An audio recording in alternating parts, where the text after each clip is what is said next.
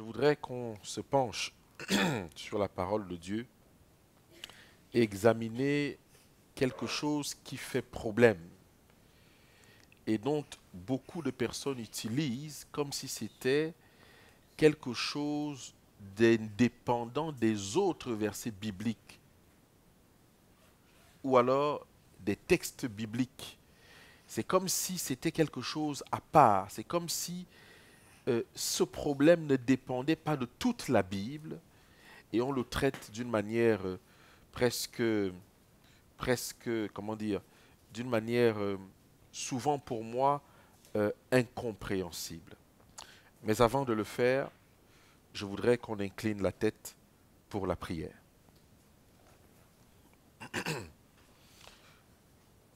Notre Père, nous reconnaissons ton autorité dans nos vies. Nous reconnaissons le sang de Jésus dans nos vies. Nous reconnaissons le grand sacrifice suprême qu'aucun homme ne pouvait consentir et dont la vie d'un ange n'aurait servi à rien. Même ceux des mondes qui n'ont pas péché ne pouvaient consentir à ce sacrifice que la divinité a consenti pour moi, pour mes frères et sœurs, pour ton Église et pour les familles que nous représentons. C'est en cela, Père éternel, que ce sabbat nous venons te glorifier et nous venons participer avec les anges et les mondes qui n'ont pas péché, avec les 24 vieillards, te dire merci Seigneur pour la semaine que tu as mis à notre disposition, pour le souffle de vie que tu nous as consenti. Nous sentons une recrudescence d'esprits maléfiques autour de nous. Nous sentons l'œuvre démoniaque s'accomplir, Père. Et nous sentons aussi l'Esprit de Dieu se retirer de cette terre. Qu'en sera-t-il lorsque ce sera effectif? Notre Père, il est écrit dans Luc 21 que veillez et priez afin que vous soyez dignes d'éviter ces choses qui vont arriver. Augmente notre désir de prière. Augmente notre désir de jeûne. Augmente notre faim de la parole. De telle façon, Père, que lorsque l'ange d'Ézéchiel 9 passera, qu'il trouve que nous sommes en train de gémir et de soupirer, et qu'une marque soit mise sur nos fronts, Père. Merci pour ce sabbat. Merci de nous avoir ramenés de part et d'autre de la France pour nous retrouver ici en Belgique.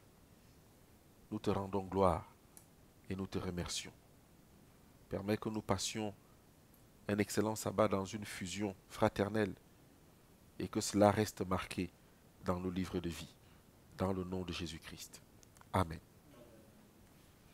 Le titre de notre petite présentation, c'est « Et si on parlait de Matthieu 18 ?»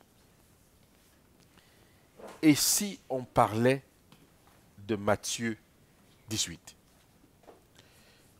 Matthieu 18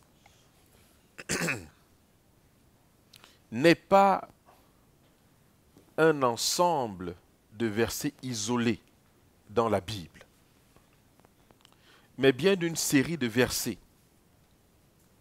qui se complètent dans un vaste puzzle pour nous amener à comprendre la complexité du plan de la rédemption et les éléments qui sont pris en compte dans le cadre du jugement. En fait, Matthieu 18, c'est la pensée de Dieu qui nous montre comment il règle le problème, comment il pardonne aux coupables mais ne le tient pas pour innocent. Comment est-ce qu'il permet que malgré qu'on est pécheur, qu'il y ait quand même une justice qui nous permette d'atteindre malgré tout le salut. Et ceci doit amener beaucoup d'entre nous à revoir notre manière de juger des situations. de juger les scandales et de se mettre dans la pensée de Dieu. Parce que juger, condamner, souvent, même avec des preuves à l'appui, c'est aussi quelquefois se juger et se condamner soi-même. En d'autres termes, lorsque la divinité a un problème avec un individu, quelles sont les choses qui sont mises en place pour soit condamner, ou je veux dire, soit sauver, ou soit condamner. Et c'est là où vous dites que lorsqu'on commence à comprendre ces choses, personne d'entre nous ne veut commettre l'erreur que Lucifer a commise, c'est de vouloir prendre la place de Dieu. Lorsque vous commencez à rentrer dans le sens même de la justice divine, personne en tant qu'être humain ne pourra dire « Seigneur, donne-moi ta place ». Ce sera impossible. Parce que lorsqu'on va rentrer dans ce casse-tête divin, nous allons glorifier la divinité. Et nous allons nous poser la question, comment ont-ils fait pour supporter autant d'années, autant de centaines d'années, la bêtise humaine? Je disais donc que c'est un ensemble de versets, c'est un vaste puzzle qui doit nous amener à comprendre la complexité du plan de la rédemption et les éléments qui sont pris en compte dans le cadre du jugement investigatif. Car nous savons que le jugement investigatif concerne que ceux qui ont cru en Dieu, n'est-ce pas? Comment Matthieu 18 fonctionne dans le lieu très saint avec cette donnée-là? Et comment Matthieu 18 fonctionne sur la terre avec ces données? Car ce sont ces éléments qui concernent effectivement le jugement investigatif qui ne concerne que ceux qui ont fait alliance avec Dieu. En d'autres termes, est-ce que Dieu pourra prouver aux anges que ces individus que nous sommes dignes d'entrer dans le royaume des cieux et que notre entrée dans le royaume des cieux garantisse qu'il n'y aurait plus de scandale comme il y a eu dans le jardin d'Éden? Avant d'analyser le contexte de Matthieu 18 dans le Nouveau Testament, nous voulons nous poser la question si l'Ancien Testament parle de Matthieu 18 d'une certaine façon. En d'autres termes, est-ce que nous ne trouvons que dans le Nouveau Testament, les instructions de Matthieu 18, ou alors est-ce que ça vient du Nouveau Testament? Est-ce que dans l'Ancien Testament, je veux dire, nous avons aussi ces mêmes recommandations? Nous allons d'abord étudier uniquement au niveau de la Bible, et plus tard, à la fin de la présentation, par la grâce de Dieu, pas forcément ce soir, nous allons parler de l'analyse de Matthieu 18 à partir de l'esprit de prophétie. Pour répondre à cette question, nous voulons prendre Deutéronome 19, versets 15 à 21. Deutéronome 19, versets 15 à 21 est aussi un ensemble de versets, et vous allez le comprendre plus tard, dans Matthieu 18, dans le Nouveau Testament, qui nous donne une façon de fonctionner lorsqu'il y a un problème. Et je vous assure, mes frères et sœurs, que nous sommes à la fin de toutes choses. Et nous avons besoin d'un discernement accru pour que notre bouche ne pêche pas. Parce que la parole de Dieu déclare que toute parole qu'un homme aura prononcée, il le rendra compte. Et généralement, lorsque nous commençons à parler, c'est pour imposer un jugement. Et Matthieu 18 va donc nous aider. D'abord à partir de l'Ancien Testament. Comment? Parce que Jésus-Christ dit qu'il n'est pas bon de juger. Mais si vous devez juger, jugez avec équité. Or, nous sommes dans un moment où l'ennemi va soulever toutes sortes de scandales. La moindre faille qui se trouvera dans une vie, l'ennemi va le soulever. La moindre porte par laquelle il pourra entrer, l'ennemi va l'utiliser, l'exploiter de telle façon que la réputation de Dieu soit détruite. Comment allons-nous faire si nous n'avons pas de discernement? N'avons-nous pas remarqué que Jésus était très loin des jugements, même lorsqu'il y avait des preuves matérielles de cela? Alors que nous dit Deutéronome 19, verset 15, il est écrit: un seul témoin ne suffira pas contre un homme pour constater un crime ou un péché, quel qu'il soit.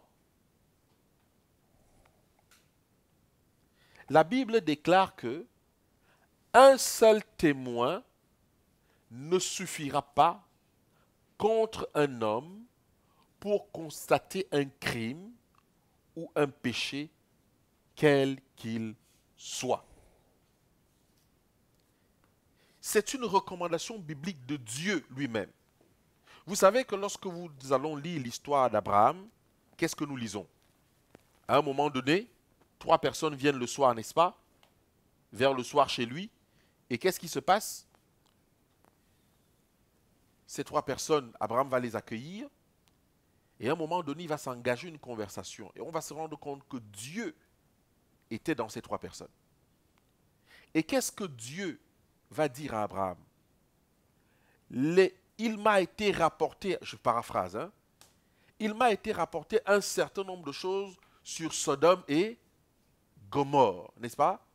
Je suis venu me rendre compte moi-même s'il en est ainsi. Vous vous souvenez de ça? Ou alors vous voulez qu'on aille lire? On peut aller le lire. Alors, celui qui le trouve avant moi peut nous faire la lecture.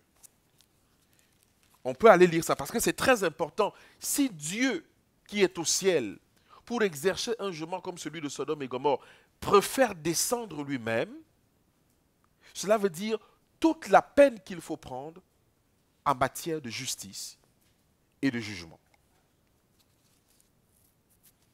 Alors nous sommes verset 16.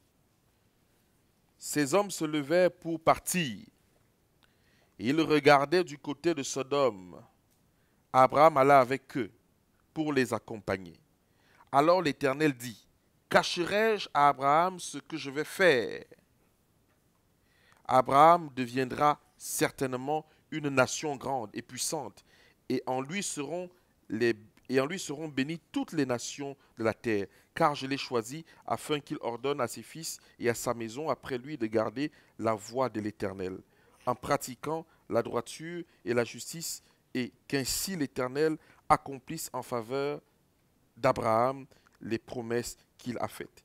Et l'Éternel dit: le cri contre Sodome et Gomorrhe s'est accru, et leur péché est énorme. C'est pourquoi je vais descendre, et je verrai s'ils ont agi entièrement selon le bruit venu jusqu'à moi.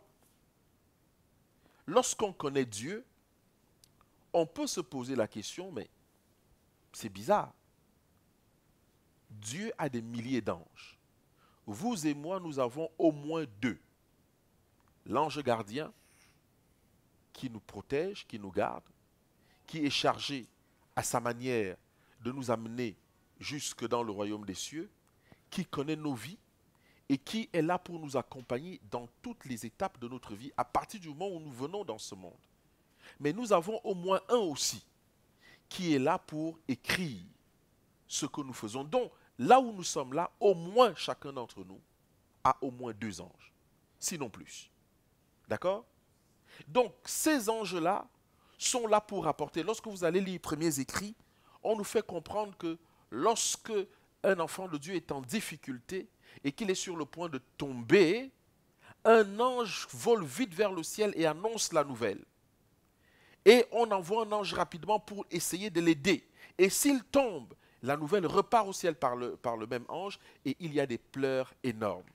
Quand j'ai lu ça, ça m'a fait chaud au cœur. Il y a donc une activité presque de funérailles constante dans les cieux, parce que les anges pleurent énormément sur la vie des êtres humains.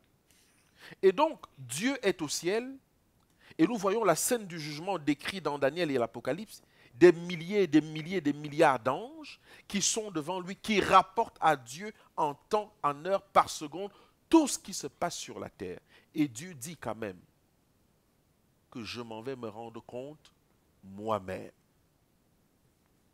Si les bruits, comme il formule ça, il dit, le cri contre Sodome et Gomorrhe s'est accru et leur péché est énorme. C'est pourquoi je vais descendre et je verrai s'ils ont agi entièrement selon le bruit venu jusqu'à moi. Si cela n'est pas, je le saurai. Comme si un ange pouvait mentir à Dieu. Comme si un ange avait, comment dire, pouvait dire une demi-vérité à Dieu. Où l'Éternel dit lui-même, je suis venu me rendre compte de cela. La première chose que nous remarquons, c'est que lorsque l'Éternel nous donne une recommandation, il est la première personne à l'appliquer. C'est pour ça qu'il descend. On lui a rapporté des choses. Il est là-haut.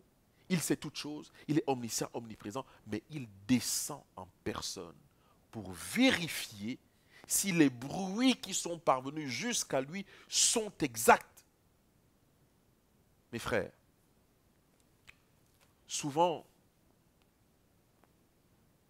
la vie d'un être humain est quelque chose qui pèse pour la divinité, qu'il soit croyant ou non croyant.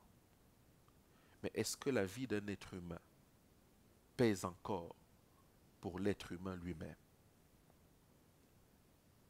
Est-ce que nous avons encore cette pensée réelle? D'ailleurs, nous chantons ce chant dans l'église.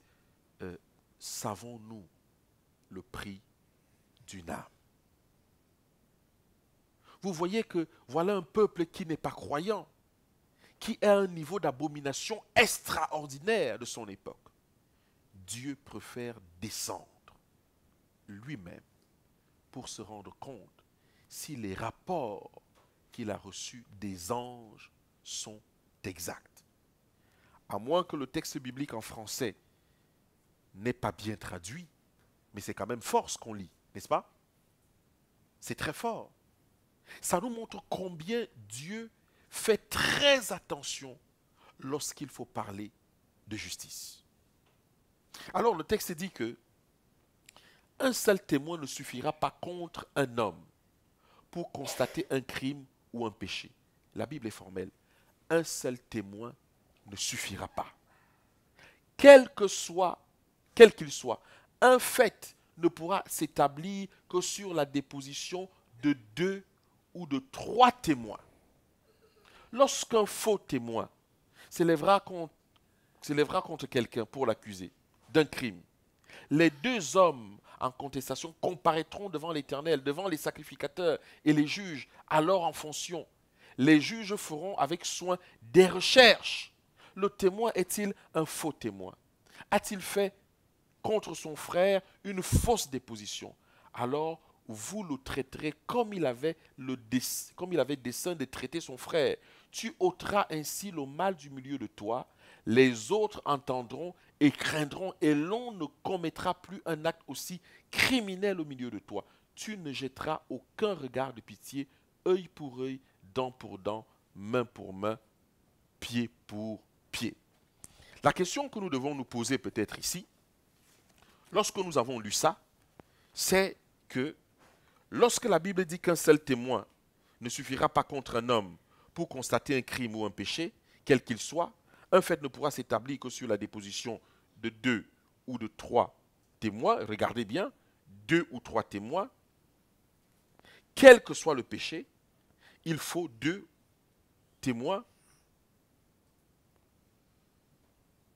Selon Deutéronome, il faut 2 ou 3 témoins. La question qu'on peut se poser maintenant, c'est quoi un témoin? Dites-moi. Lorsque la Bible parle de témoins, c'est quoi? C'est quoi un témoin? Est-ce que quelqu'un a une idée de ce que c'est qu'un témoin lorsque la Bible parle de témoins? On peut échanger là-dessus. Est-ce que quelqu'un sait ce que c'est qu'un témoin? Quelqu'un qui a vu.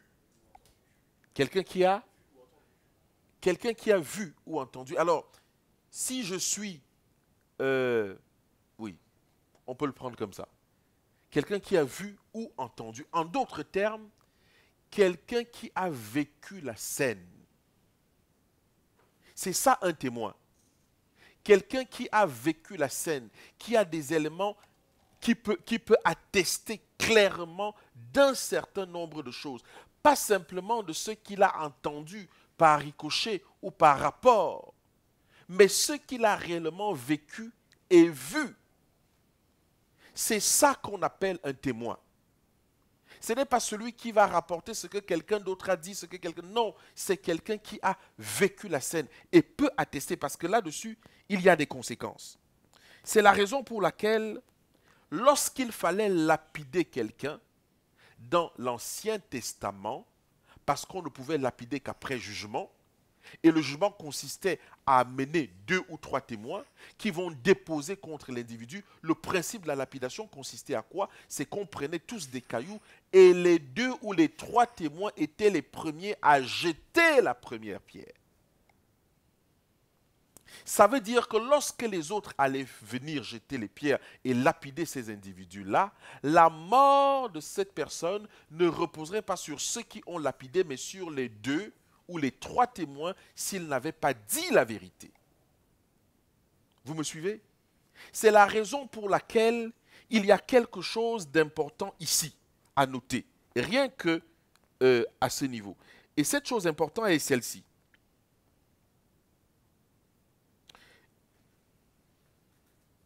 Vous avez vu l'histoire de la femme adultère, n'est-ce pas? On amène la femme adultère vers Jésus. On dit qu'elle a été surprise en flagrant délit d'adultère, n'est-ce pas? Mais personne ne montre qui est la personne qui l'a surpris.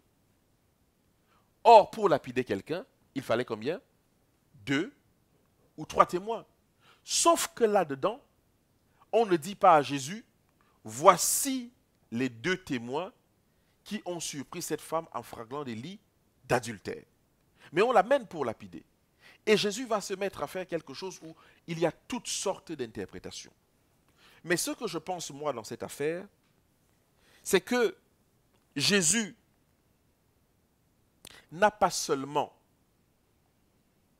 écrit, comment dire, dans mon analyse, Jésus n'a pas seulement écrit quelque chose qui a effrayé ces personnes. Mais Jésus, à mon avis, et c'est mon interprétation, ça ne vaut rien du tout, a certainement posé la question, étais-tu présent? Rien que ça. Est-ce que tu es capable de jeter la première prière en attestant clairement que tu étais présent et que tu as vu cette femme en train de commettre adultère? Et je pense que la deuxième chose qu'il a écrit, il a certainement écrit que est-ce que tu es sûr que toi-même, tu es pur dans cette affaire? Ou encore, est-ce que toi-même, tu n'es jamais certainement allé voir cette femme et faire la même chose avec elle? C'est pour ça que le principe du témoignage est puissant. Et lorsque le Saint-Esprit rend témoignage de Jésus, dans toutes les étapes de sa vie, c'est justement pour verrouiller le principe du jugement. Donc, si je peux résumer en disant que, comme je l'ai dit tout à l'heure, c'est la raison pour laquelle il fallait lapider une personne pour une faute. Il fallait les 2 témoins qui ont fait une déposition contre lui. Et ces 2 témoins devaient jeter la première pierre, comme pour porter la responsabilité de la mort, si leur témoignage n'était pas vrai. C'est ce qui s'est passé avec la femme adultère. Comme je l'ai dit, non seulement ceux qui l'ont accusée n'avaient assisté à la scène d'adultère, mais aussi ils étaient coupables d'avoir commis certainement le même péché sans témoin cette fois-ci. Et c'est toute la complexité du jugement. C'est pour ça que Jésus dit que avant d'aller dans... Il faut faire très attention parce que si nous-mêmes on a été coupables de cela, ça veut dire que nous connaissons la mesure de grâce qui nous a été donnée. Nous devons en faire autant lorsque nous engageons dans ce processus du jugement. Maintenant, nous avons vu ici que dans l'Ancien Testament, Dieu a mis un principe de Matthieu 18. Et dans le Nouveau Testament, il va expliquer le principe maintenant de Matthieu 18. Je voulais juste qu'on voit ça pour dire que c'est très clair.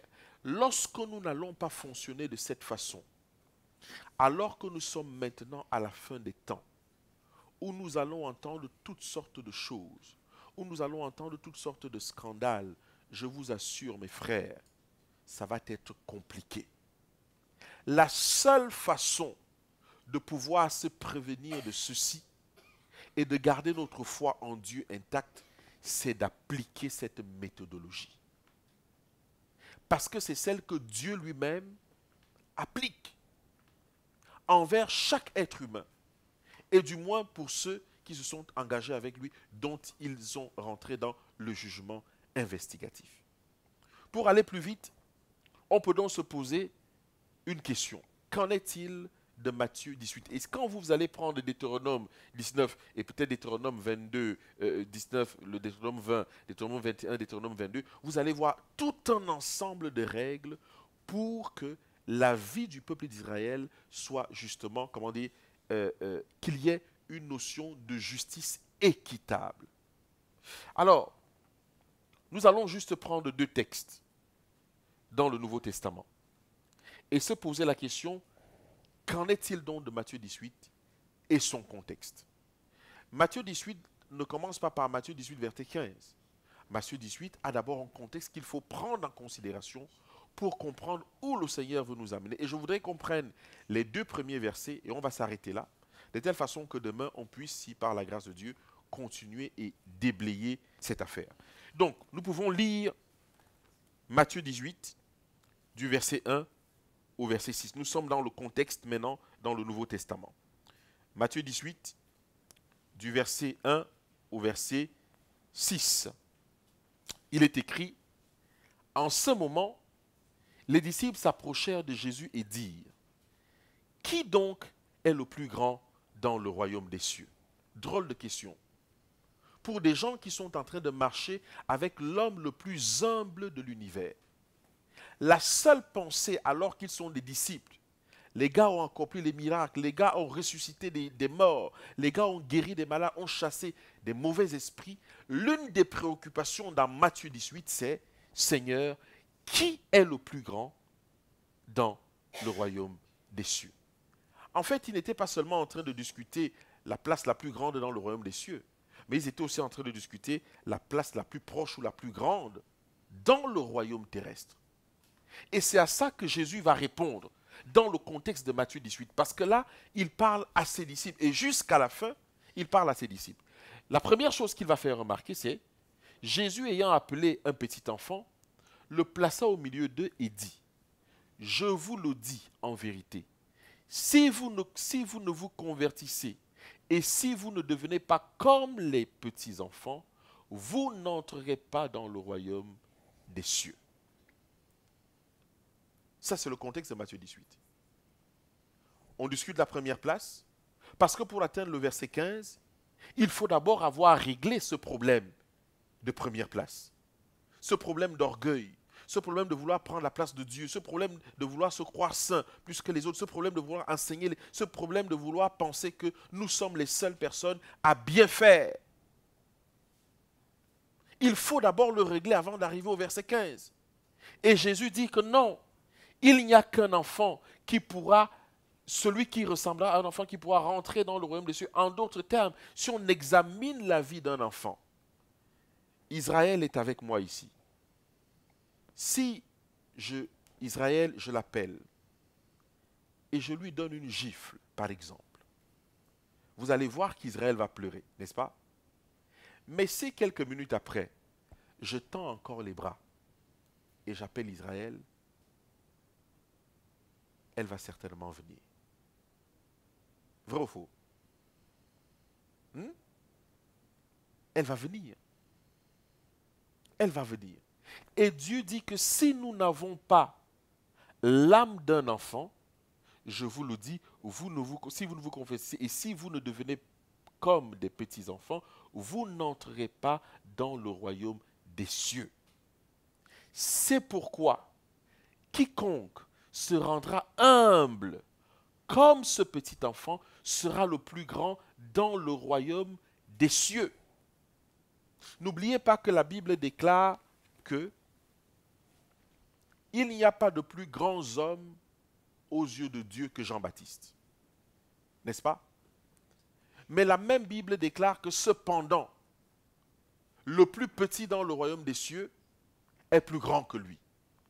Mais il faut se poser une question. Qui est donc le plus petit dans le royaume des cieux? Pourquoi? Qui dans l'univers est le plus petit dans le royaume des cieux et qui est plus grand que Jean-Baptiste, alors que la Bible déclare qu'il n'y a aucune personne née d'une femme qui soit plus grand que Jean-Baptiste dans le royaume des cieux? Jésus est né d'une femme aussi, comme Jean-Baptiste, vrai ou faux?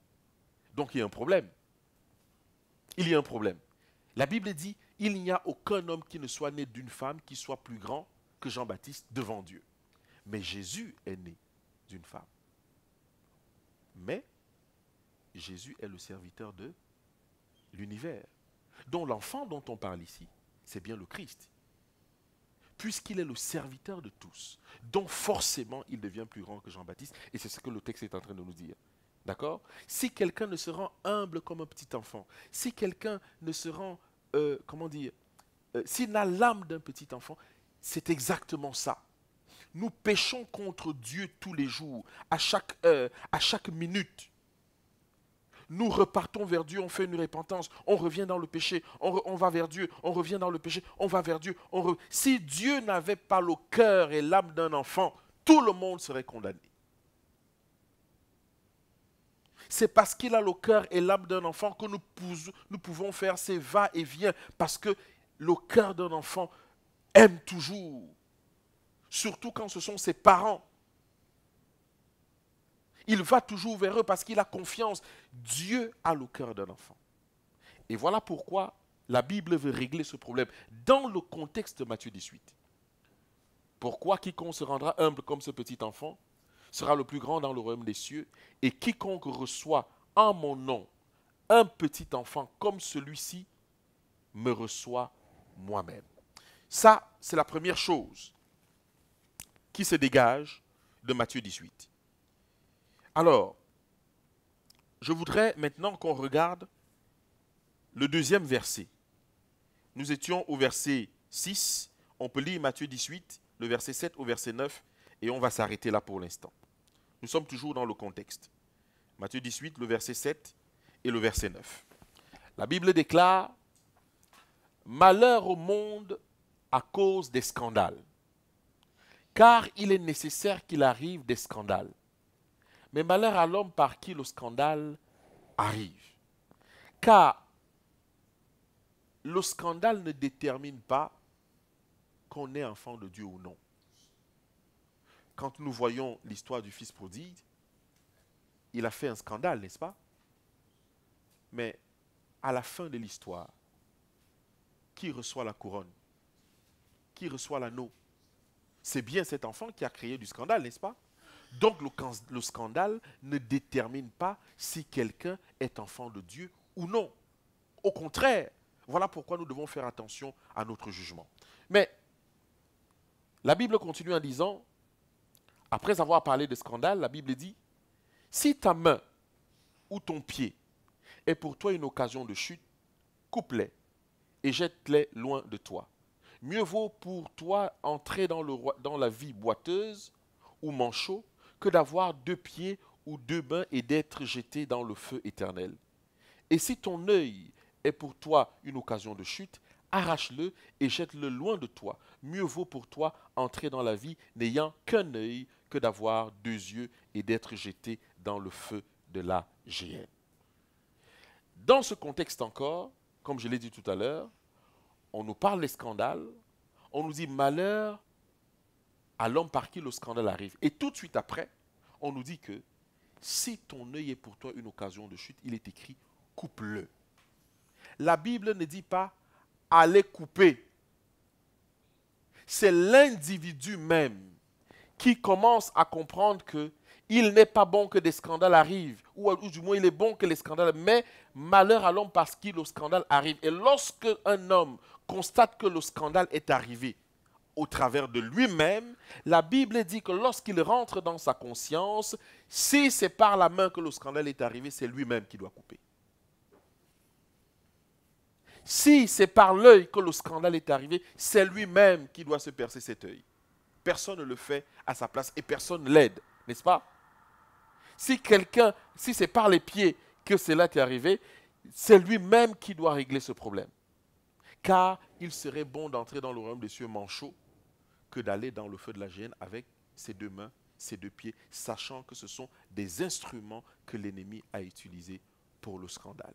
Est-ce que vous voyez la responsabilité que Dieu donne à chaque individu lorsqu'il est face à la réalité de sa propre vie, dans son intimité, même lorsque le scandale est public ou privé? Mes frères et sœurs, je vais m'arrêter là. Je fais cette présentation de Matthieu 18 parce que j'ai entendu beaucoup de choses sur Matthieu 18. Et un certain nombre de personnes, quand je dis un certain, pas beaucoup, m'ont sollicité pour Matthieu 18. Et c'est pour ça que je me suis dit, Seigneur, est-ce qu'il y a quelque chose, un message de caché dans cette affaire de Matthieu 18?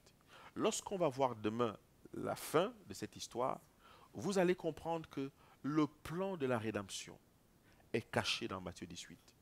La manière dont Dieu prend les éléments est cachée dans Matthieu 18. Et vous allez vous rendre compte que Matthieu 18, Dieu lit également dans la motivation des actes.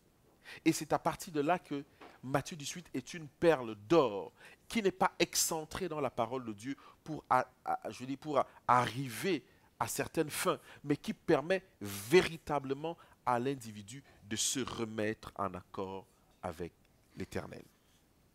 Que notre Dieu nous aide à reconsidérer ces paroles, parce que nous allons être en matière de scandale servis, en matière de bouleversement spirituel servis. Il n'y a que ceux qui prendront cette parole à la lettre, par la grâce de Dieu, qui échapperont, parce que Dieu lui-même prend ces paroles à la lettre et il les applique lorsqu'il y a quelque chose dans lequel Dieu doit réagir en matière de justice et de rédemption. Amen.